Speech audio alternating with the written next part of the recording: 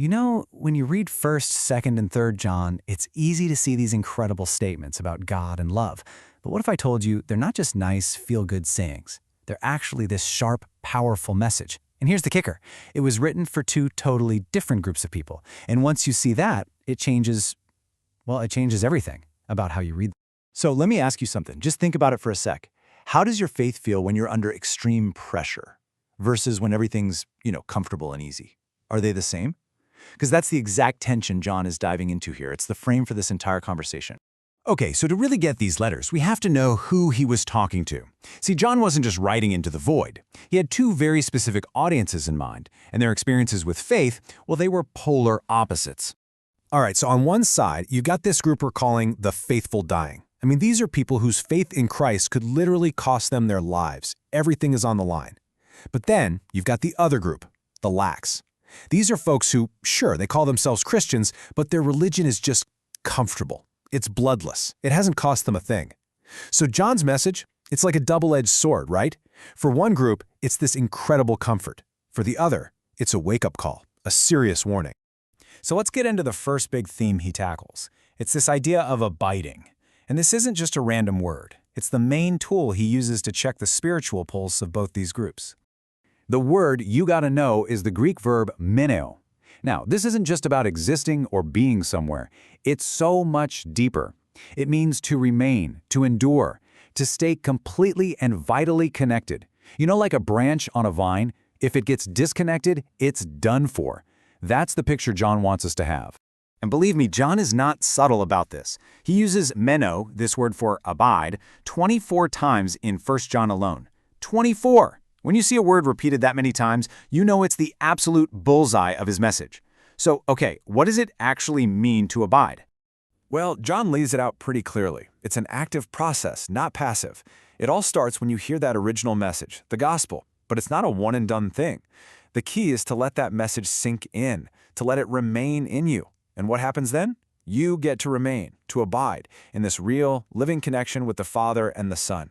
And this is where it gets really fascinating, because this one idea of abiding lands so differently for each group. For the faithful dying, the message is pure comfort.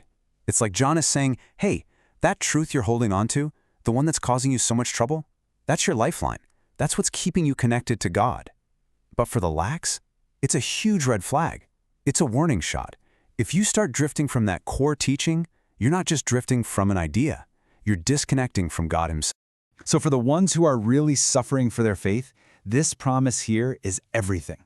Think about it. The very thing the world is punishing them for is the very thing that guarantees their connection to God. Wow. But then, boom. Here's the other side of the coin for the comfortable crowd. See that phrase, goes on ahead? That's talking about people who think they're too sophisticated for the simple gospel, that they've evolved past it. And John's response couldn't be more blunt. You do that, you abandon the teaching of Christ, you don't have God, full stop. Okay, so that idea of abiding or departing leads us right into John's next big point. And it's all about this massive conflict between two different worlds, and this choice we all have to make about where we truly belong. The Greek word he uses is kosmos. Now, we hear cosmos and we think stars and planets, right? But for John, cosmos is something else entirely. It's the whole human system, our values, our ambitions, our desires, that's set up and running in opposition to God. And once again, you see this two-sided message just pop. To the group that's suffering, he's basically saying, look, of course the world hates you. Don't let it throw you. This whole system is temporary, it's fading, your hope is locked into something that lasts forever. But to the comfortable folks, the warning is different. It's, hey, watch out. This world is filled with shiny, religious-looking things that aren't the real deal. Test everything. Don't fall for the fakes. So, for anyone who feels crushed by the world, this is a game changer. That big, scary world that feels so permanent, John says it's passing away, along with all its desires. But the one who does God's will, that person is the one who's going to abide forever. All right, all of this, abiding, your relationship to the world, it's all building to John's final and honestly most crucial point. It all boils down to one single absolute litmus test. And that is, what do you do with the Son, Jesus Christ? I mean, check this out. In just these few short letters, he calls Jesus the Son 22 times. That's no accident. John is pounding the table on this. He's making it crystal clear that everything about your faith stands or falls on who you say the Son is. So let's bring it back to our two groups.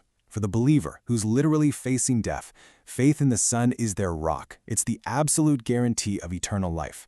But for the lax, the comfortable ones, the warning here is razor sharp.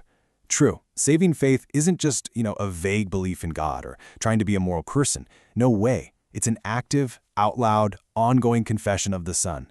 If you don't have that, you don't have it. And here's the comfort, the deep assurance for those whose lives are on the line.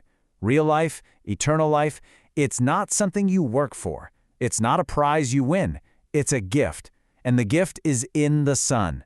The logic is simple. If you have the Son, you have the life. And then, here comes the knockout punch for the lax. John does not pull any punches here. He says, who's the real liar? It's the person who denies that Jesus is the Christ. To water him down to just a good teacher or a role model, John says that's not just wrong, it's the very spirit of Antichrist. Why? Because when you deny the Son, you're actually denying the Father who sent him. So, okay, thousands of years later, why should we care? What does this have to do with us? Well, it's because John's message to these two groups, it's like a mirror held up to our own faith, right here, right now. When you really boil it down, John lays out these two paths, these unavoidable choices. Are you going to abide in the teaching of Christ, or are you going to depart from it? Are you going to endure the world's opposition, or are you going to fall in love with its values? And ultimately, are you going to actively confess the Son, or are you going to deny who he truly is? So the big takeaway, the thing we have to wrestle with is this. These letters aren't just ancient history. They force us to ask a really tough question. Which audience am I in? Am I the one holding on for dear life? Or am I the one who's just kind of comfortably drifting? John's holding up that mirror, and he's asking us to take a hard look at what our faith is really made of and what it really costs us. And that leaves us with one last thing to think about. In our world today, a world that pretty much worships comfort and fitting in, which of John's two paths is the bigger challenge for us? Which one is the greater danger? Is it the path of the faithful who are suffering, or is it the path of the comfortable and lax?